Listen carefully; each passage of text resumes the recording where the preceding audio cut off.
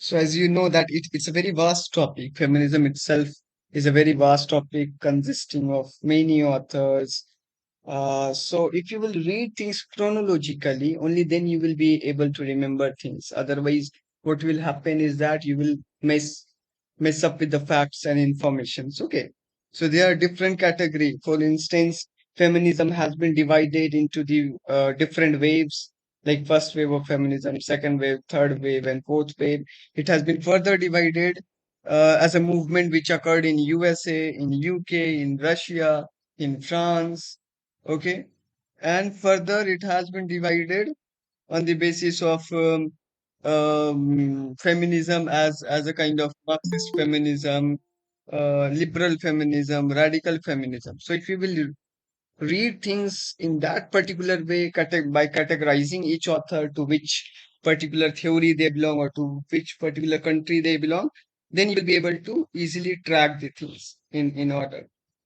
So it's not that the birth of feminism lies under the romantic age or in the works of only Mary Wollstonecraft, although she is the prominent figure and kind of mother figure from where you can see that the rise of feminism occurs.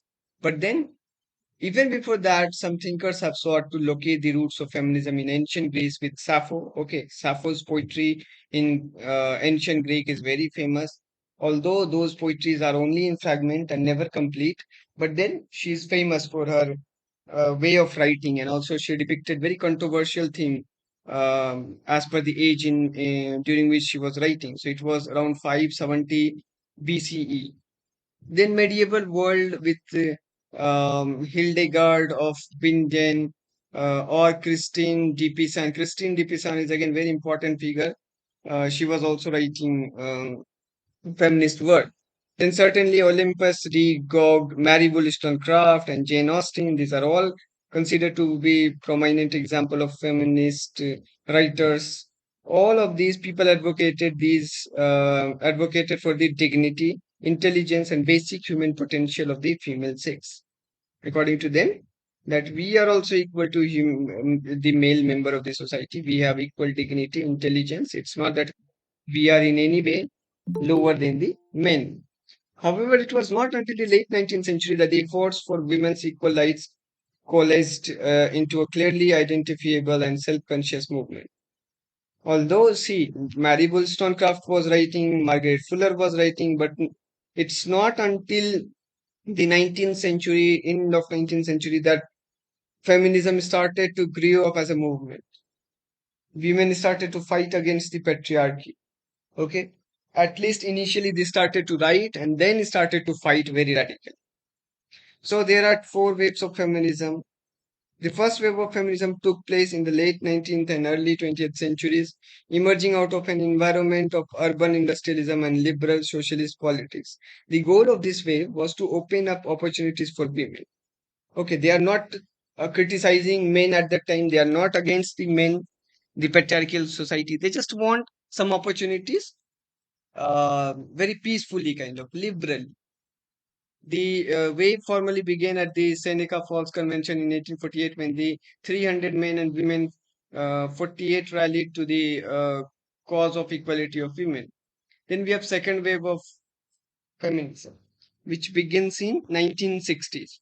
Now this was a bit you can say comparatively in compared to the first wave, this is very strong movement, the 1960s one, and continued into the 1990s. This wave unfolded in the context of the anti-war and civil rights movements. Okay, so because of war, we have seen that loss of life occurred.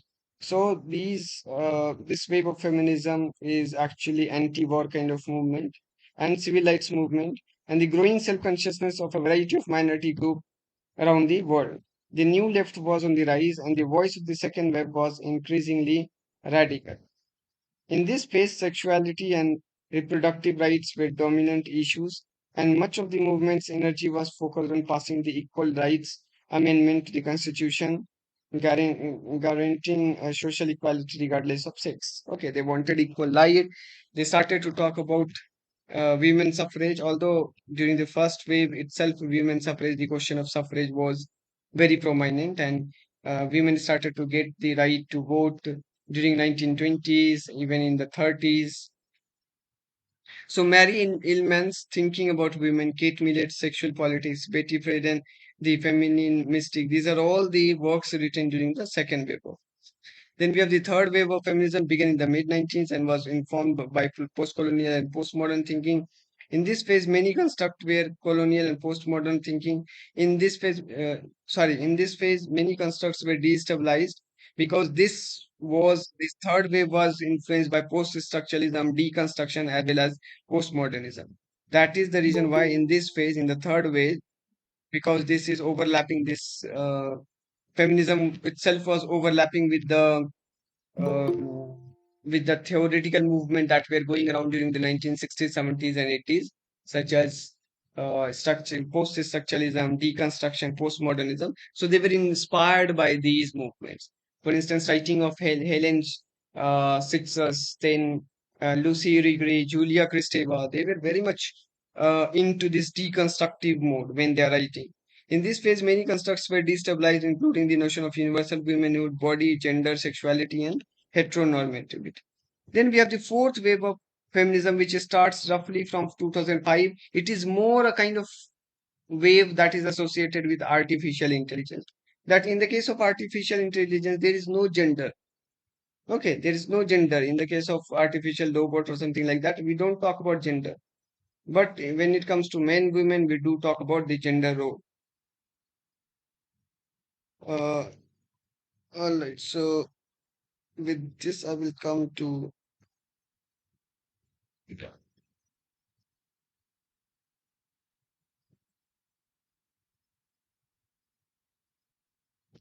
Okay, so I hope my screen is visible. So the term feminism, this note I just shared, the term feminism and feminist entered the English language in 1890s. Feminism refers to political, cultural, and economic movements aimed at establishing greater rights and legal protection for women. Okay, it's a kind of ideology. Feminism is a kind of ideology. And a person who follows this ideology of feminism is feminist. Now, what happened initially? Women's movement in USA started. So in the United States, Elizabeth Cady Stanton, 1815 to 1902, and her lifelong friend Susan Anthony raised the issue of women's freedom and equality as a result of experience in the anti-slavery movements.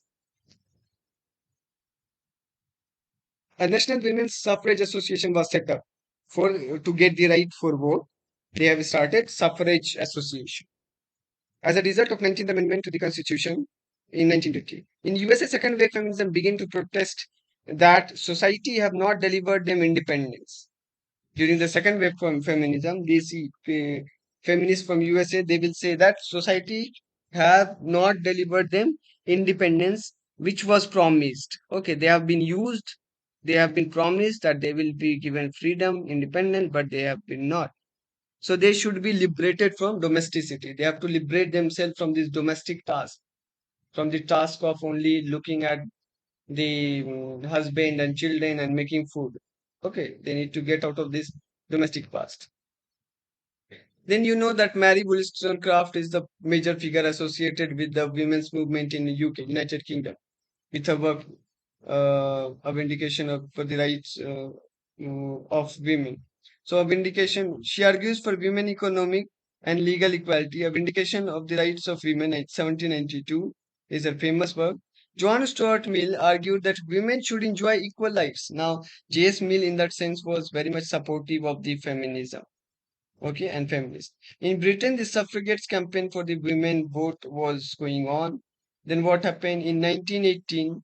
Voting rights for women above 30 years old were given, finally, in UK. And by the time it was 10 years later, 1928, all women over 21 can vote. This is what the parliament decided.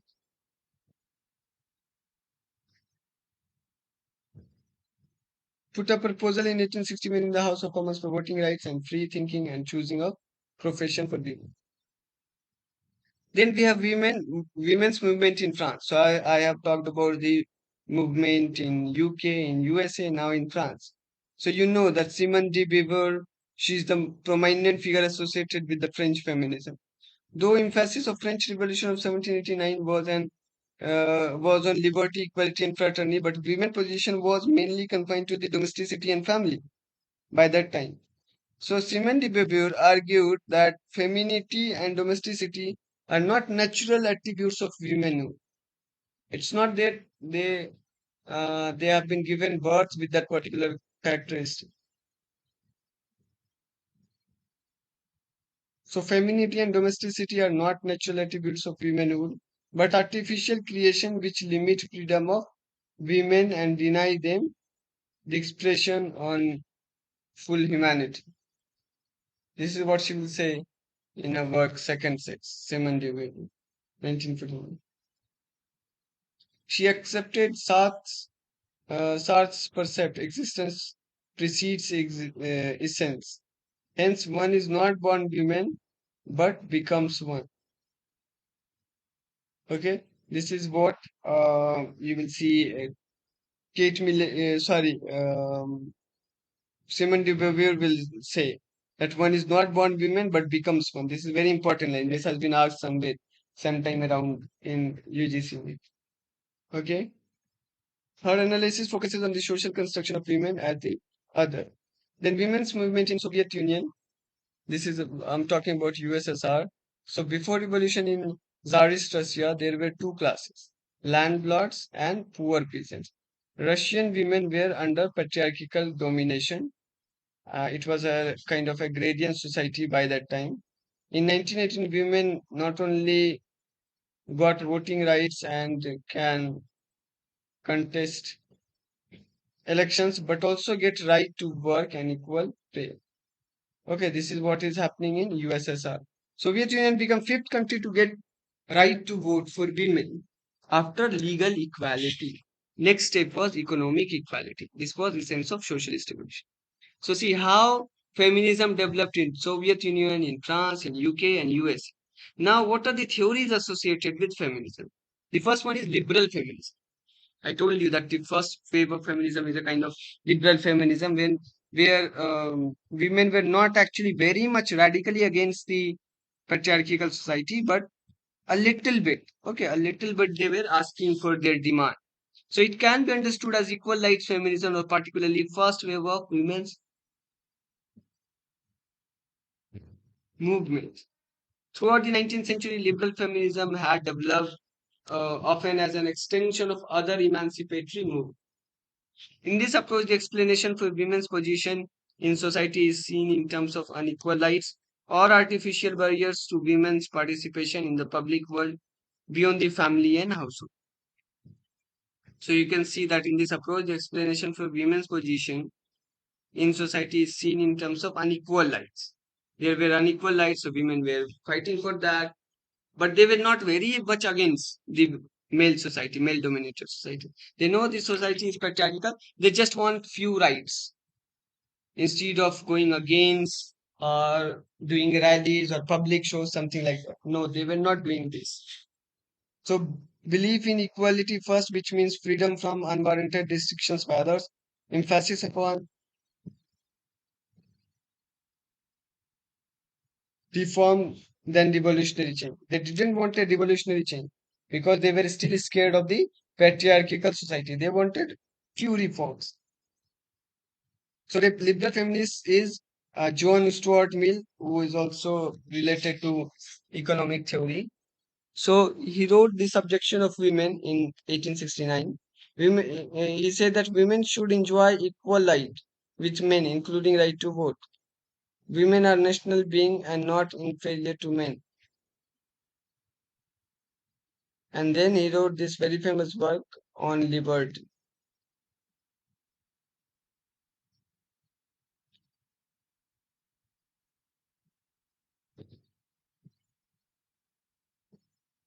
Hmm. Now then next is radical feminism. Now radical feminism is something where they started to do revolution. Okay, they wanted sudden change. They wanted to take action against the patriarchy by and for women. They will say that this movement, radical feminism, is by movement and for by women and for women. They protested that liberal feminism is too artificial in its approach. Women are oppressed because of their sex. Patriarchy is the key term. Rejection of male or patriarchy, recognition of lesbianism. So they are now saying that I won't request, rather snatch my rights. It's not that I will still request like that of first wave of feminism. No, I will snatch my rights. Okay, this is radical. Simone de Beauvoir again is associated with radical feminism, French author and philosopher. Her major work is Second Sex, is already considered a classic study of women's conditions. She found that man putting himself as subject and women as object as the other. She linked the history of women to that of inheritance because it seemed to her to be a byproduct of the economic evaluation of the masculine world. So whenever we divide our property, we give most of the property to the boy member, male member, instead of giving it to the girl. This is what she is pointing out. Existentialism determines the conceptual framework of uh, yeah, second sex. No biological, psychological, or economic fate determines the figure. She will continue and she will say that no biological, it's not that. That's why she said that one is not born women but becomes one. So no biological, psychological, or economic fate determines the figure that the human female presents in the society. It is civilization as a whole that produces this creature intermediate between male and unit, which describes as feminism.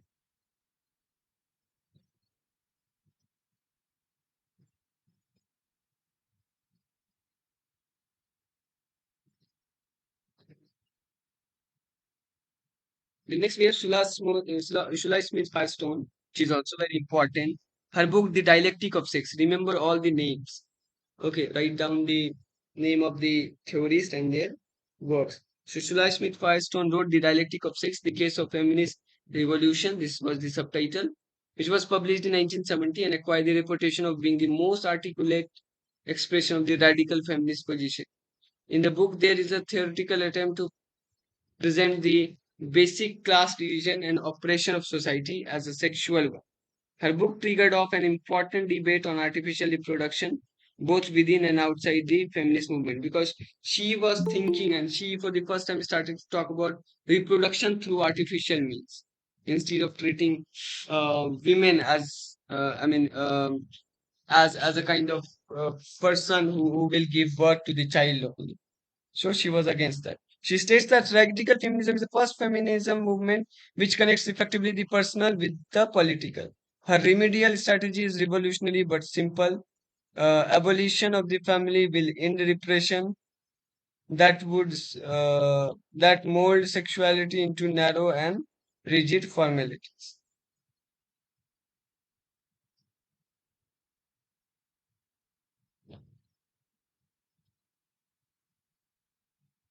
She analyzes the powerlessness of women, chiefly in psychological terms. Okay, this is what Sula Smith Firestone will do. Then we have Marxist feminism. Next one is Marxist. Marxists, as you know, they read about the history, they read about the class conflict, they read about the conflict between women and between men and women. So Friedrich Engel, in his famous book, The Origin of Family, Private Property, and the State, published in 1894, argued that in early tribal societies, men, women, and children lived together as a part of a larger household in which production was for use rather than exchange. Now, the subordination of women occurs when men begin to domesticate animals and breed herds. Women seek monogamous relation in marriage and the family is privatized. Male domination would only disappear when socialization of socialization of production. The central contention was that the oppression of women was rooted in the impersonal logic of capitalism and private property. Because we have this idea of private property which has been always given to the male member, so women cannot get anything. Okay, she was not able to get anything. So they also opposed this idea of taking money. Okay, kind of dowry, something like that. They also criticize. Then the next critic associated with Marxism is Maria Mays. She's a German scholar, feminist, and activist. Her book is Patriarchy and Accumulation on a World Scale, written in 1986. It was the product of the struggle of women's autonomous organization. Marxism and conception of capitalism explanation as a subtext, a special case of a more generated kind of uh, exploitation inherently involved with the patriarchy, patriarchal society. It is therefore not just a form of oppression, but in the full sense of form of exploitation of women's labor and explanation of women's death. She wrote Ecofeminism with. Okay, this is the work written by this author Maria Mays. Patriarchy and accumulation, uh, and then Sigmund. Sorry, ecofeminism.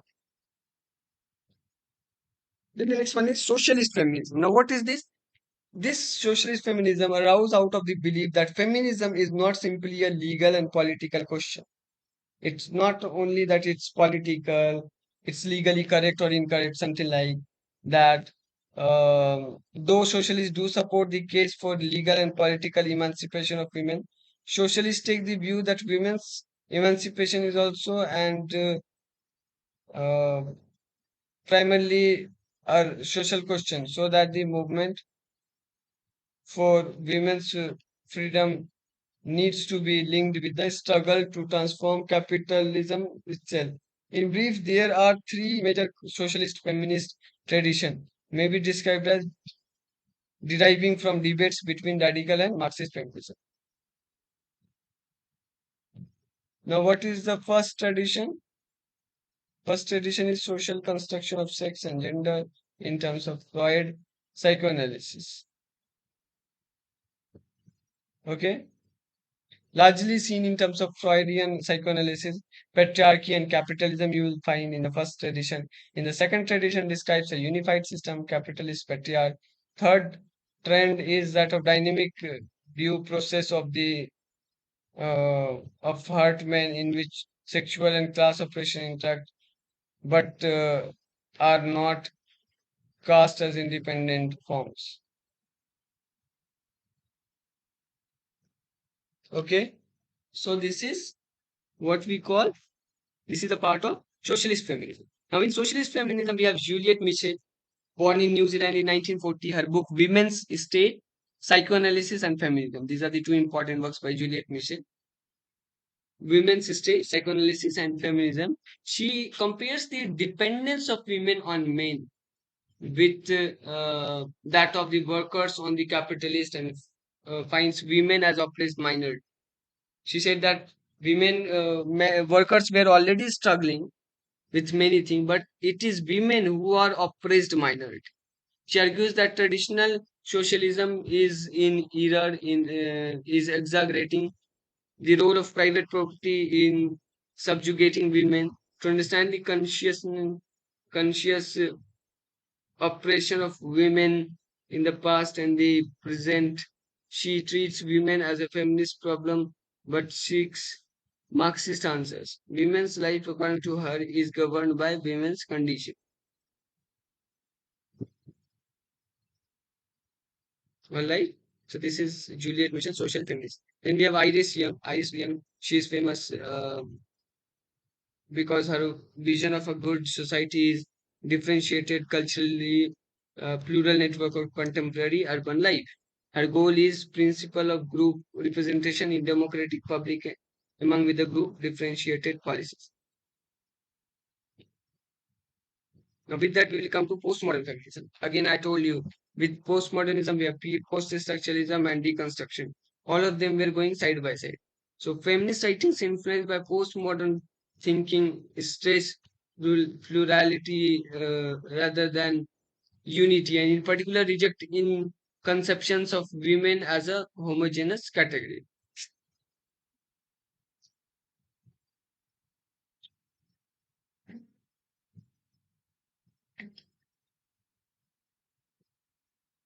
So when you are reading feminism, it's all about fact. What is happening? Just read it as a kind of story. After this happened. After this happened. Something like that. So the emphasis is here upon a difference both within and between subjects and the diversity of forms of power. They concentrate upon destabilizing the manifold oppression of the power rather than mobilizing political struggle around identities like women, gay, or black.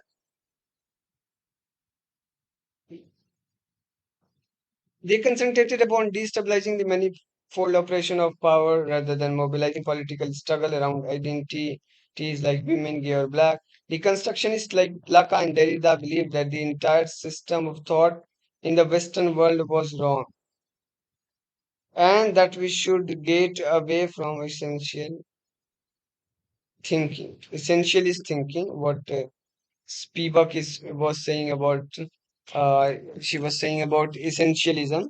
You cannot impose certain rules, laws, and regulation to other countries, to the countries which is out of your reach, okay? Or the ideas that you cannot impose your ideas upon others. So it's a kind of essentialism. It's a kind of epistemic violence. Lacan's interpretation of the Oedipus complex is such that unlike boys, girls are left without being able to fully internalize the symbolic order of the world.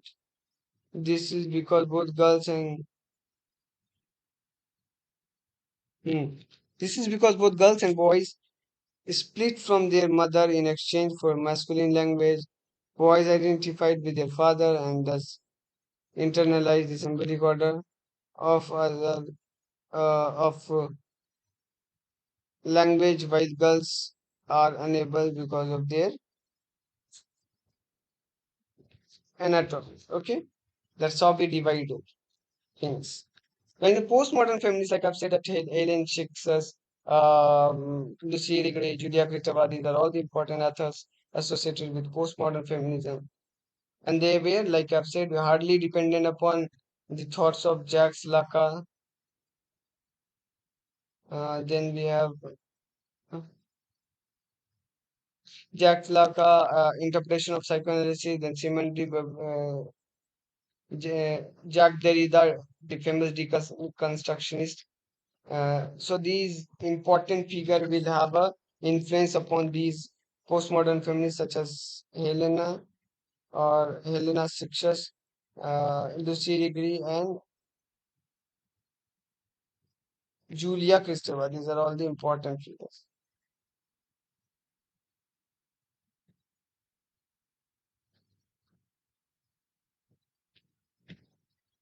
Hmm.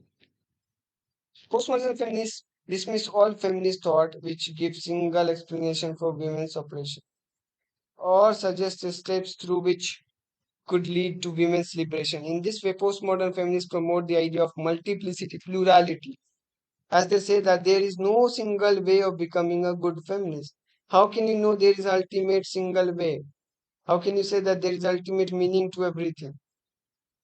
Okay, without even knowing.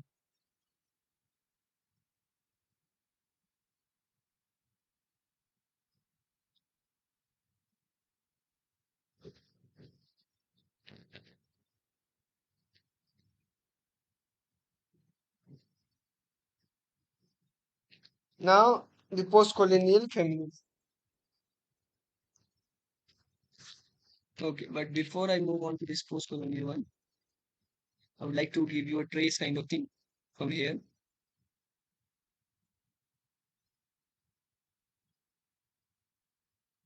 There are, see, waves of feminism, then radical feminism, you will find Marxism, feminism, socialist feminism, black feminism. I will come back to this.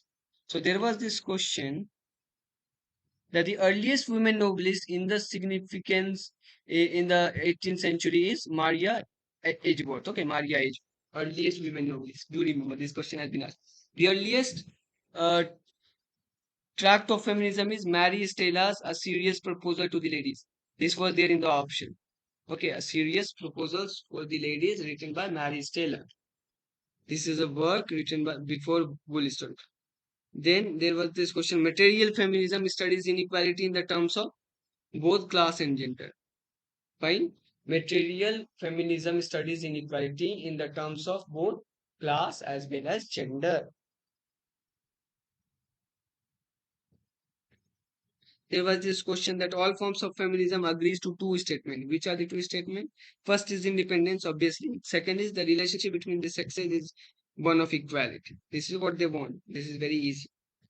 Then the next question is the label material feminism refers to the box of both gender and class differences. Okay, we have read just now material feminism, gender and class differences. Do remember this question has been asked twice. Feminist literary criticism. Okay.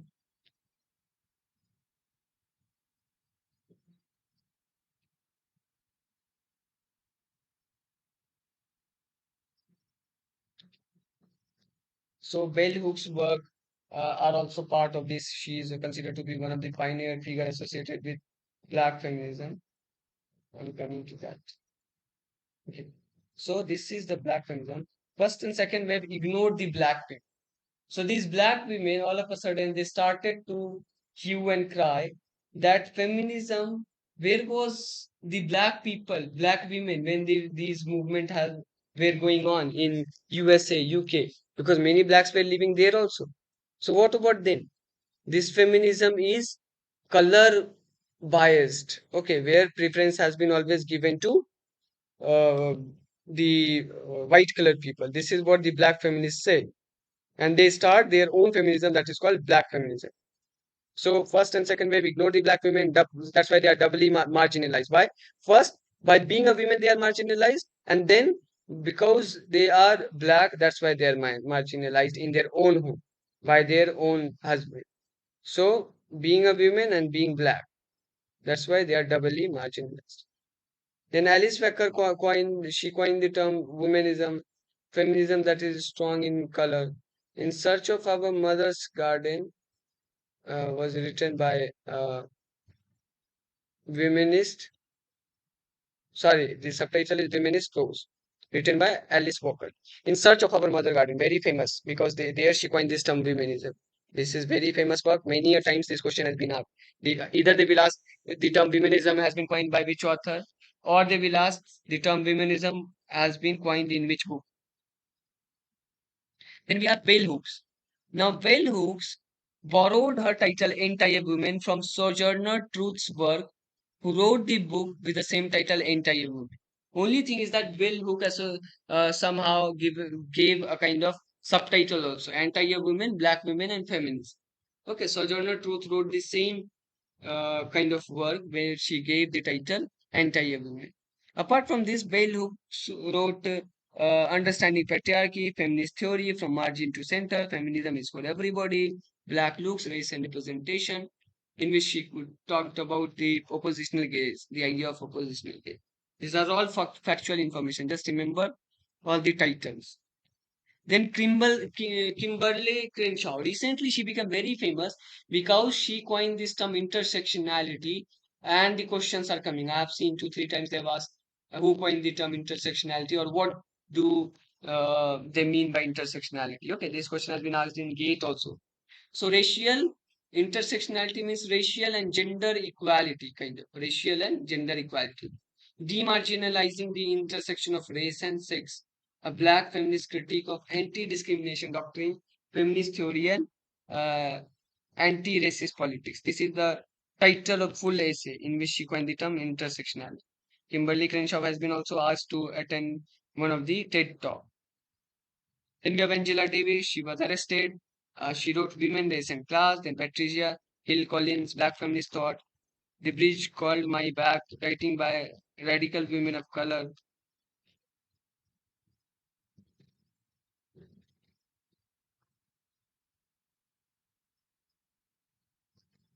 Other works related to Black feminism are these: Barbara Smith and Lauren Bethel.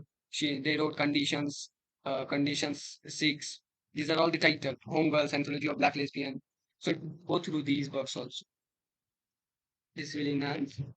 uh, See, at the end of the day, when it comes to feminism, if you will go too deeper, it will be too time consuming. Instead, that just go through the authors, their works. Okay, the title. And when you will go through this PDF, you will find almost all the information. Okay, malleable in stonecraft. So there are so many information which are not of use. When you are reading malleable in stonecraft, just stick to that work, a vindication for the rights of women. And also, whom she has replied. For instance, she wrote thoughts on the education of the daughters. She wrote a fiction, Marry, a fiction which is the only complete novel written by him, written by her. Then she wrote a vindication of the rights of men, in which she is trying to defend women, and it was a kind of reply to the work of Edmund Burke. Then she defended Thomas Paine's rights of men because he was talking about in rights of men. He was also talking about referring to French Revolution. So she will defend. Then Maria is her novel, which remains incomplete. So again, we will come back to this idea, this vindication of the rights of men. This is what you need to know, that how many chapters are there, what she was talking. This is important.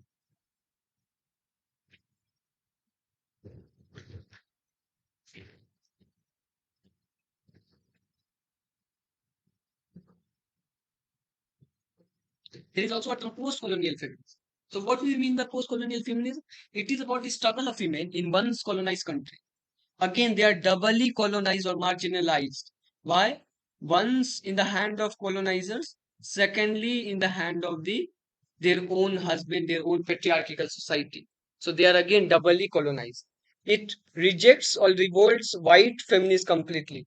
That those white people have made us their slave, and now they are talking about the feminist movement.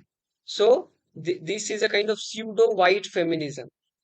Okay, so they reject white feminism completely. They said that we have our own version of feminism, post-colonial feminism, because those women, those white women who are fighting for the cause of feminism, they never become colonized. They were always the colonizer. So they don't know how much we have suffered. The first-hand experience is not, they do not have this first-hand experience of doubly marginalized, colonized. So they revolted against homogenization of feminism. They said that the feminism for each country and each situation and context is different. It's not that you can impose the ideas of feminism from UK to USA or from USA to India. It's not like that. So they uses the concept of double colonized, colonized by patriarchy and again by the colonizer or the white men. So it's important figure associated with post-colonial feminism are obviously Gayatri Spivak. She wrote, in other words, essay in cultural poetics, then readings, then outside the teaching machine. These are three books written by her. Then Chandra Talpade Mohanty, again very important. She is also important. Under Western Eyes, I have seen in the last couple of times this title. Okay, Under Western Eyes in UGC NET. They are asking the question either to match or something like that.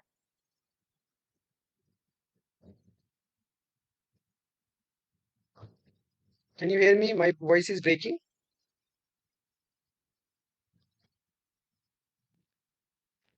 Is it fine? Can you hear me? Am I audible to you?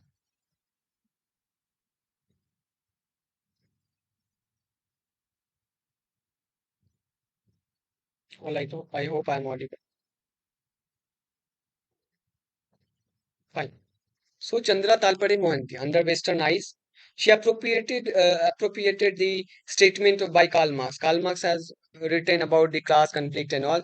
She appropriated that particular statement by Karl Marx. She also wrote this work, Third World Women and the Politics of Feminism. Under Western eyes is very important. Then Third World Women and the Politics of Feminism. Again, I'm talking about this black feminism. Toni Morrison is one of the important figure associated with black feminism. Then Sojourner Truth, Bell Hooks, Patricia Hill Collins. All of these are there in that PDF also that I have shared with you.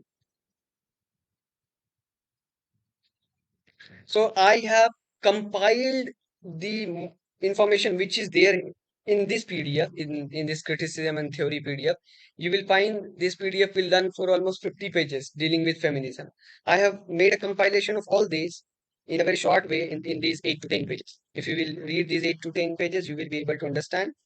Again, for detailed analysis, you can always refer to this PDF of criticism and theory. Okay, for detailed analysis. Suppose you are reading, let's say, Mary Wollstonecraft, and you are not able to understand anything from that PDF only, then you can refer always to this. Margaret Fuller is again, she was prominent figure associated with transcendentalism, American transcendentalism. So Ralph Waldo Emerson and Henry David Thoreau, they started this journal Dial. And Margaret Fuller was the editor of this journal Dial. She was a strong feminist. Her very important work is Women in the 19th Century. Very famous and important. Women in the 19th Century. Summer on the Lakes, these are important work written by Margaret Fuller.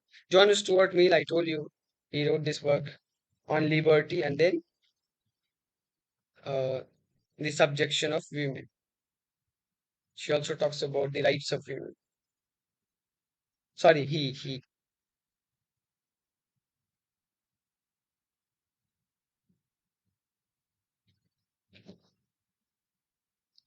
Okay.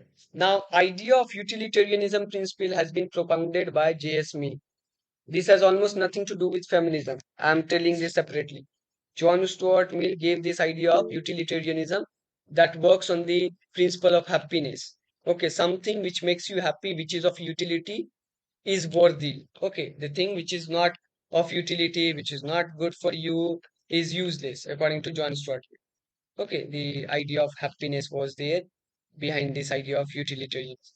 So, do remember, utilitarianism deals with this idea of happiness. This question has been asked several times.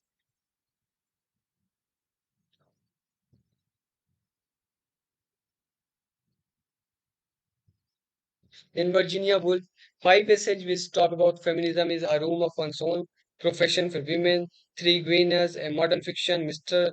Bennett and Mrs. Brown. In all these works, she will talk about women. Okay, Virginia Woolf. First, Room of One's Own, you know that she talks about if Shakespeare would have a sister, what would have happened. She said that somehow Shakespeare, or let's say the sister of what is Wordsworth, Dorothy Richardson, Dorothy Wordsworth. So these all sisters are actually suppressed under the patriarchal brotherhood. Okay, they are somehow suppressed. She will refer to that also. Had it been the case that they were the only sister without any brother, they would have been a great one of the greatest author by now. But they have been overshadowed by their male counterpart.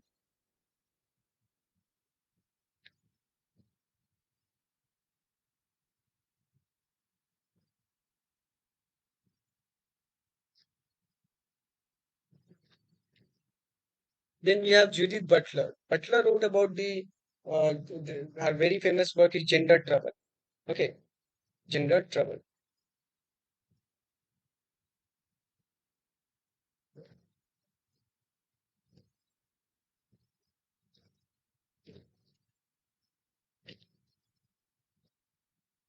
Gender Trouble, written by Judith Butler. The subtitle is Feminism and the Subversion of Identity. This is the subtitle.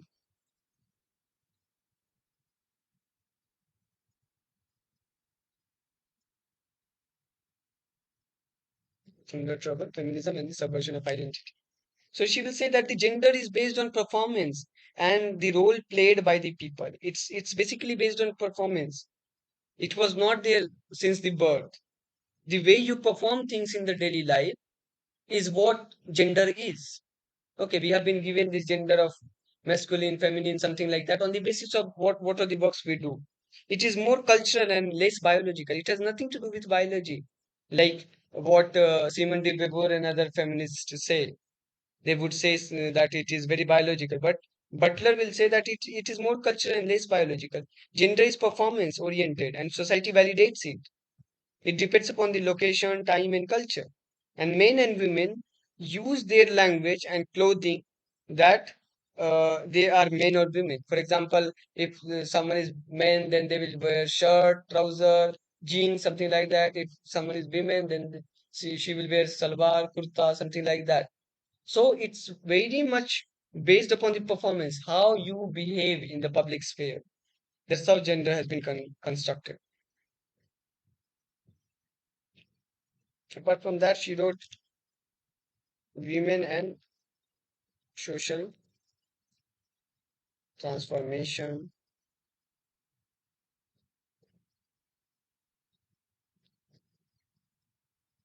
undoing gender,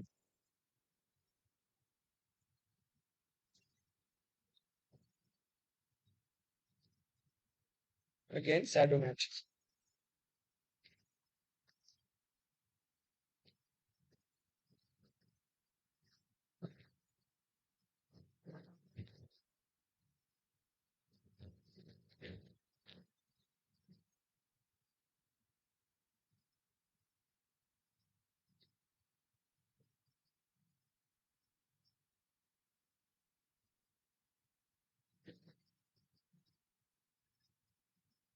These are the questions that has been asked. Please go through these questions. Wherever there are questions, the quotes and all, please go through these.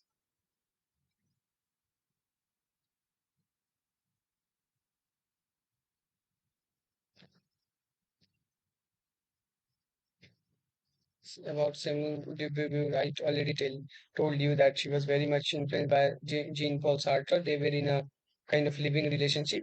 And the second sex is the feminist work written by her.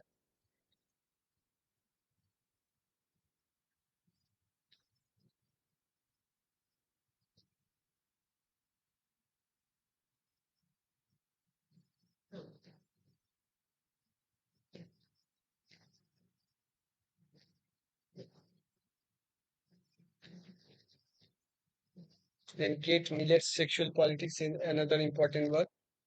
Then Tori Moy's Sexual and Textual Politics. You will find questions from these titles, especially Textual Politics, then Sexual Politics by Kate Millet. So do remember these titles.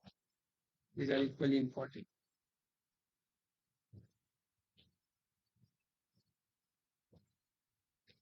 Kate Millet as well as Tori Moy, they also criticize Freud, Sigmund Freud.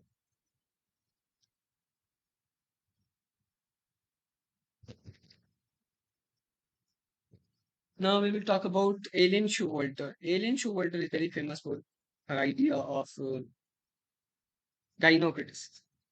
So gynocriticism is an approach to look at the text written by women. Okay, there was androcriticism where we have seen that only men are the author and the women are only the reader. Okay, and then we have gynocriticism where women started to write. Okay, they started to discuss their feeling, their emotions. So there was this endotext written by men, women's history, style, themes, everything was structured and written by initially by men only. Then gynotext come to the forefront where women started to write about their own feeling. Okay. So feminist criticism is in the wilderness is the essay in which she talked about this idea of gynocriticism, endocriticism. Okay, which is also part of towards the feminist poetics. There is feminist criticism in wilderness, one essay, and then towards the feminist poetics. These both of these essays are very important. These essays were the part of a book written by her, Literature of Their Own. Literature of Their Own is the book written by Ellen Schubert. Now, in this essay, Feminist Criticism in Wilderness, she said that there are three phases of um, women's life or women's struggle for their rights. Okay. The first one is feminine from 1840 to 1880. Feminine from 1840 to 1880. This question has been asked in UGC, by the way. Okay. Feminine 1840 to 1880. What happened in this page? Women imitated men. Okay. They simply imitated. They have had no knowledge what to do. So they started to imitate. When they were writing, they just imitated men. They were writing like men and they were writing also under pseudonym because they were scared of this society. Next phase is that of feminist. Feminist is from 1880 to 1920. This is where women started to protest. Women protested for their rights. And then last phase is female from 1920 to present, according to Ellen Schubert. These in from 1920 onwards, you will find radical changes happening in the field of feminism. So she wrote this essay towards a feminist politics. Then feminist criticism in the wilderness is another essay written by her.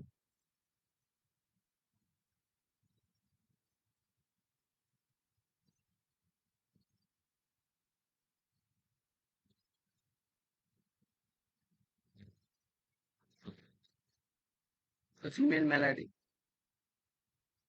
female madness, and English culture, sexual anarchy. These are all the works written by Ellen Choward. Feminist criticism in the wilderness, then the female malady, female madness, and English culture, sexual anarchy. Then we have this essay that I was referring to towards a feminist poetics. Mostly they ask questions from there only. Okay, towards a feminist poetics was part of a book. The title of the book was Literature of the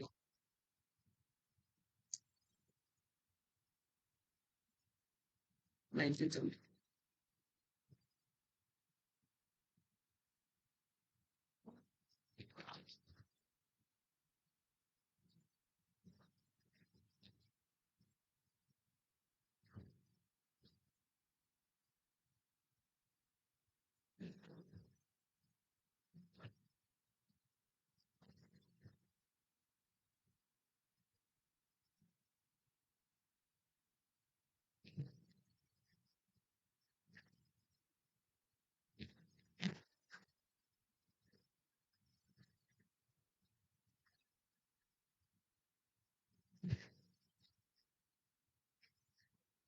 All right, so these are the important authors about whom you need to read.